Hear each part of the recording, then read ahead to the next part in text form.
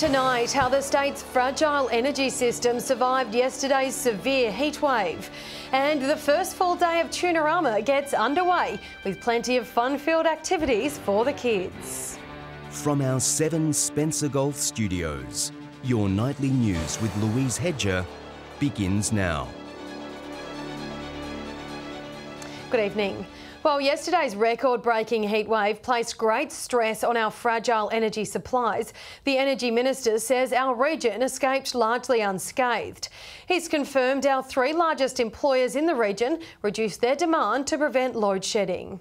As the state smashed weather records yesterday, South Australians were reaching for their aircon remotes to beat the heat. Our energy resources were pushed to the limit as demand exploded after 5:30 p.m. when people got home from work. Energy Minister Dan Van Hulst-Pellekaan says all things considered, yesterday was a good outcome. We knew that we were in for a very difficult and challenging day, and that is exactly what we got. Fortunately, we were able to make it through. And the success came with help from friends in our region. GFG, BHP and Nearstar all voluntarily reduced their usage to free up demand for homes. Mr Van Hulst-Pellekaan says their move was critical in preventing load shedding. There are other things which can be pulled back for a few hours, and I'm very grateful to those companies for being very willing to consider those options. But Shadow Energy Minister Tom Koutsantonis says the move shouldn't be celebrated. We had to ask our large industrial users to either turn down production or send people home. Now, that's not good practice. Yesterday's events have brought the idea of an interconnector between here and New South Wales back into public debate. The government says it's a must, while the opposition says it'll affect our energy security. So that we have additional flexibility, additional supply that we can call on when we need it. If you interconnect with New South Wales, a generator is going to close. John Hunt, 7 Spencer Golf News. A Port Pirie timber and antique dealership has narrowly missed a catastrophe after a blaze erupted at the front of the store last night. Faulty wiring in the walls is believed to be the cause of the fire, which was quickly contained by local crews. Company computers were destroyed, but further damages were minimal. Big Timber was just weeks away from its grand opening. Its owner says they will be working tirelessly over the weekend to get the store ready for the scheduled launch. Police have charged a 31-year-old Port Augusta man with drug trafficking after a search allegedly located a large quantity of drugs at his property. Authorities conducted a search of the house following information obtained by Crime Stoppers. Officers located large amounts of methamphetamine, MDMA, cannabis, as well as cash. The man was arrested and charged with a string of drug offences. He was refused bail and will appear in court at a later date. The Pirie RSL is celebrating the safe return of a World War II air raid siren, which was stolen from its museum. Late last year, a number of local RSL clubs were targeted by criminals, stealing dozens of historical artefacts. The members of Port Pirie's RSL have been reunited with an old friend.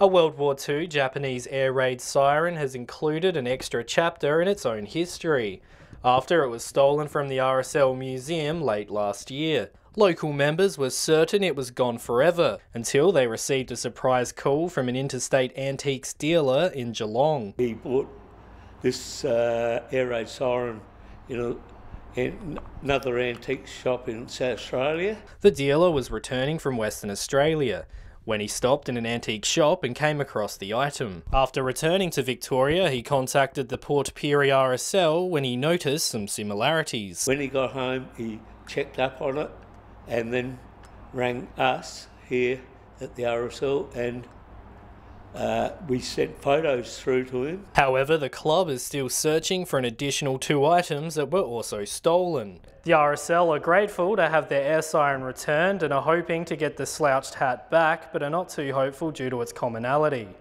The museum volunteers were originally apprehensive about returning the siren as an interactive piece, but after adding a lock and chain, the Japanese heirloom is here to stay. Dominic Beaton, 7 Spencer Golf News.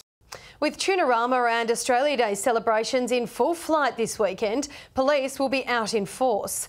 Operation Safe Long Weekend has been launched, targeting risky and reckless driving behaviour. RBT, drug tests and speed cameras will be stationed across the state to catch out those breaking the law. But most importantly, police are urging members of the public to think twice about what they do behind the wheel before they're caught. The operation began today and will run until midnight on Monday. Port Augusta's Pirie Health Service has been awarded government funding to help curb a syphilis outbreak sweeping the central and northern parts of Australia. The service says the last 12 months has seen a worrying increase of cases in the town. It's a disease that was rife in the 70s and 80s and was mostly eliminated in the early 90s. But syphilis has returned to Central Australia and now it's spread to the Upper Spencer Gulf. We have a lot of interaction with Central Australia, and so it's come down and we're detecting it here in Port Augusta. The outbreak moved from North Queensland in 2013 and has now reached 3 states in the Northern Territory. Around 40% of cases in South Australia have been detected at Port Augusta's Pirie Health Service. That's a significant number, enough to cause quite serious alarm. The sexually transmitted infection can develop as sores or ulcers, and if untreated can spread to your brain. By that stage then you may well have fatal consequences, and it'll certainly take years off your life. The federal government has rolled out over $21 million in funding across the country to try and curb the disease. Pirie will see a share, which will allow them to recruit a male and female Aboriginal healthcare worker. That will enable us to detect and try and combat this disease.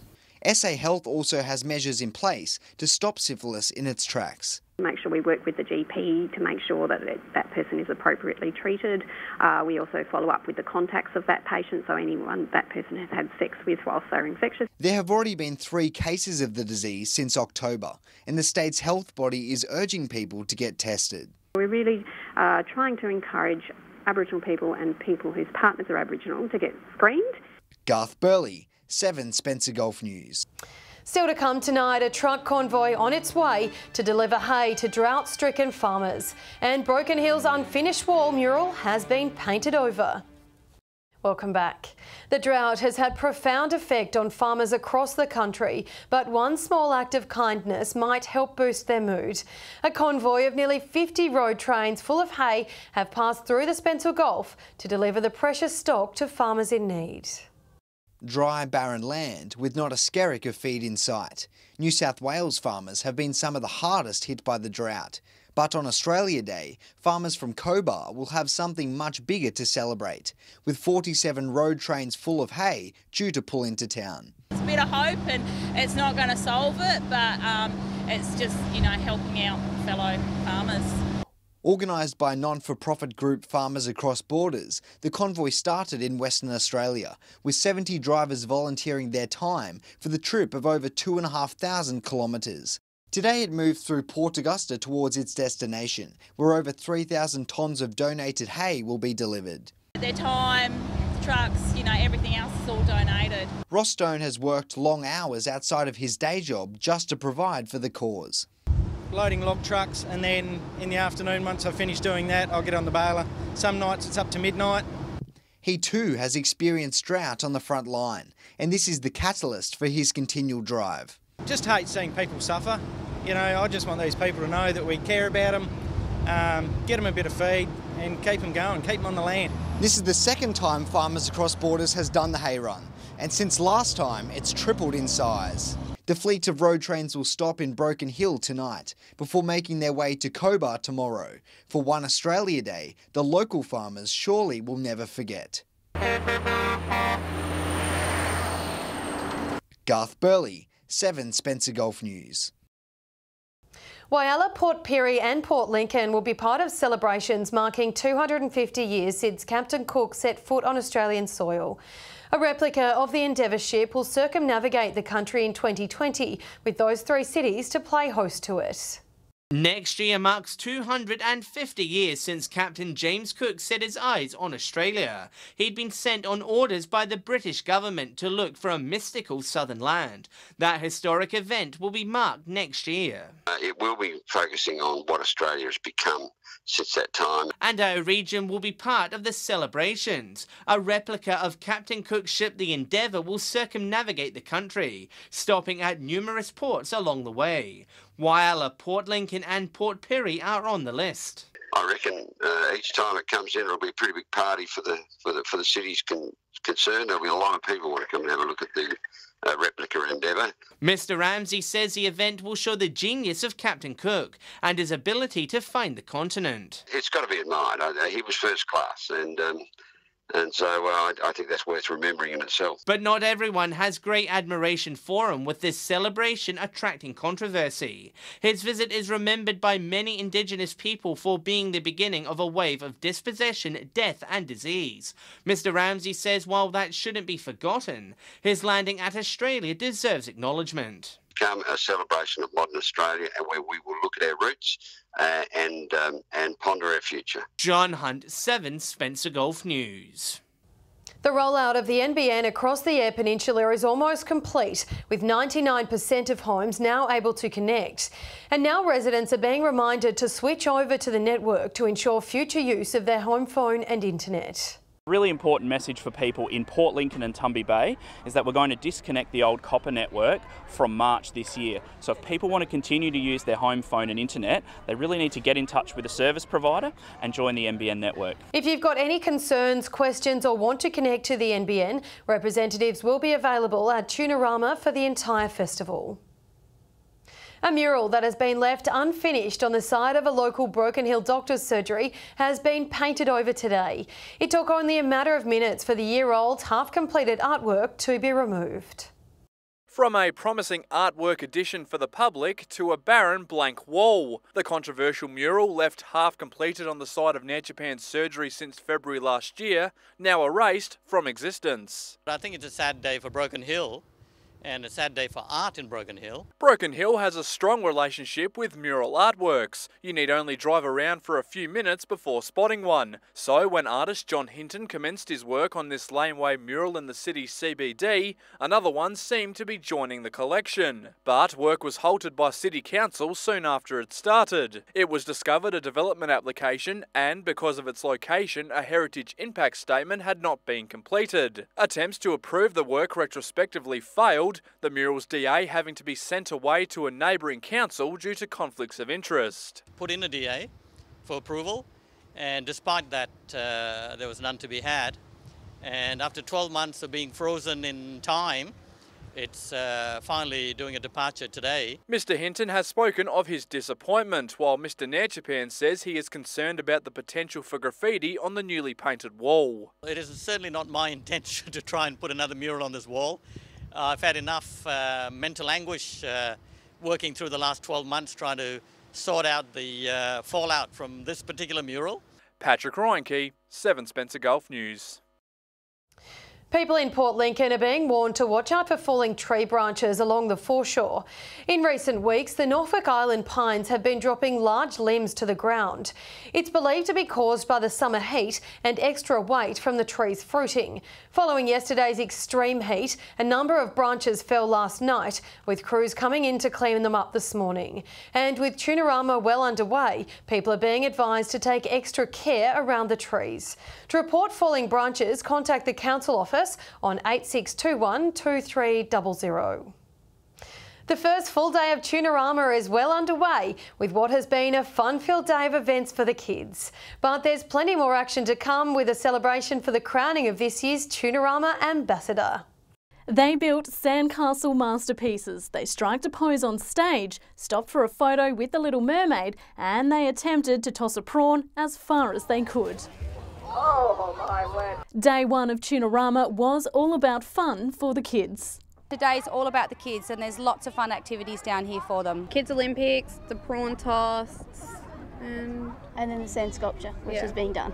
Some took to centre stage for the Little Miss and Little Mister competitions.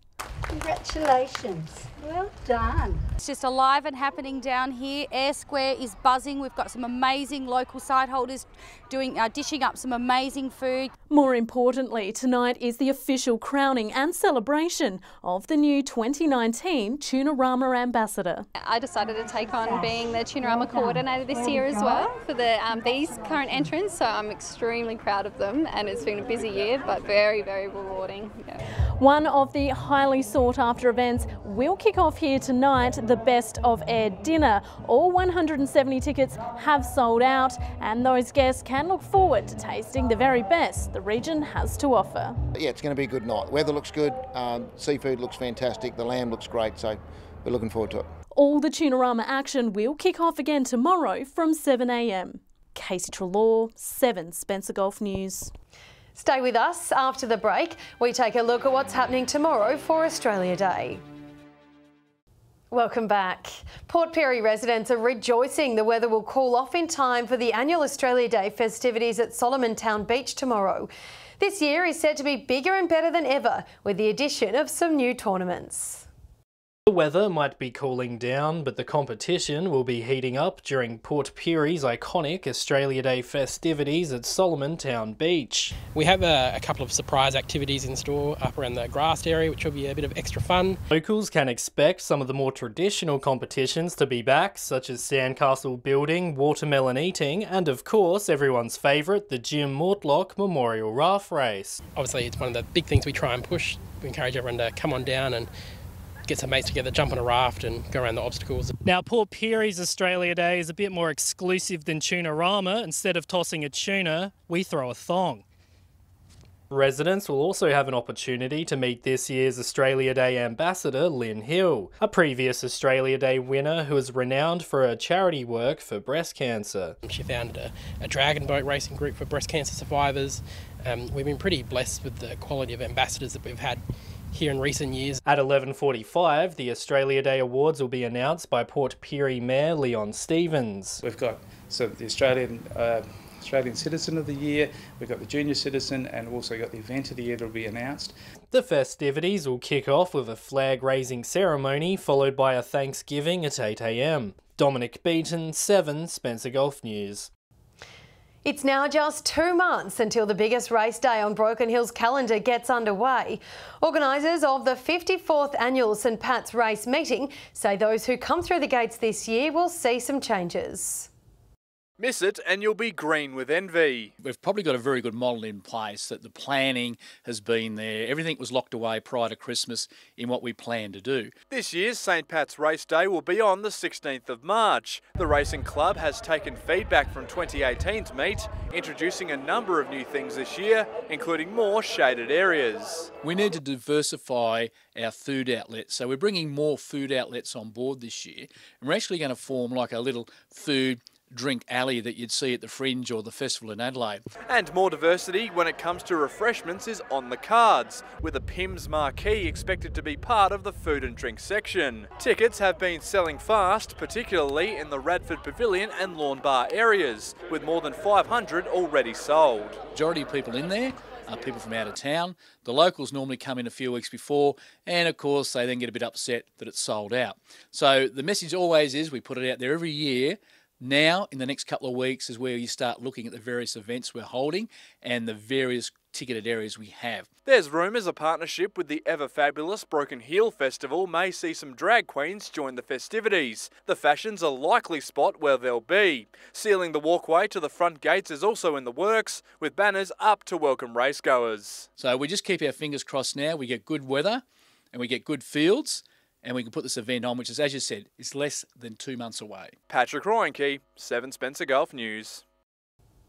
After the break, we'll have your local weather forecast. Now time to take a look at what's happening in the weather over the weekend. Here's Britt Aylen. Thanks, Louise. Yesterday's cool changes brought lower maximums across the Gulf, with temperatures in most parts 3 to 5 degrees above average.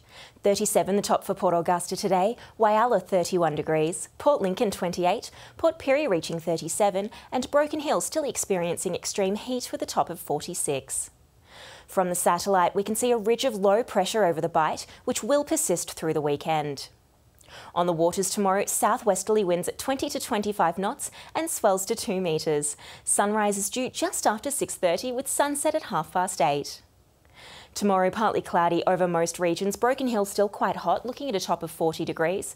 Port Augusta and Port Pirie both 34 tomorrow. 32 the top for Clare, Kadina 31, Whyalla 29, and a possible shower at Coffin Bay 22 degrees. Looking further ahead now, a fine weekend ahead for Port Lincoln with a sunny start to next week. Temperatures in the mid to late 20s over the coming days. Cleve, mostly sunny and 25 on Saturday, warming up a few degrees Monday and Tuesday. Woodner fine through the weekend, sunny and 34 on Monday. A mostly sunny Sunday for Whyalla, Monday 31 and sunny. Port Augusta fine on Sunday, warming up a little at the start of next week, back up to 39 degrees on Tuesday. Kadina mostly fine with some sunny days ahead. Partly cloudy at Port Pirie on the weekend with a top of 35 on Monday. Fine days ahead for Clare as well, before a sunny start to next week. And the cool change hits Broken Hill on Sunday with temperatures dropping right back, a top of 28, but mounting up again on Monday 35 and Tuesday 39. So Louise, we've got some lovely and less extreme weather ahead, just in time for the long weekend. Thanks for that, Britt. And that's your local news this Friday evening. Thank you for your company this week. We hope you have a happy and safe weekend. Good night.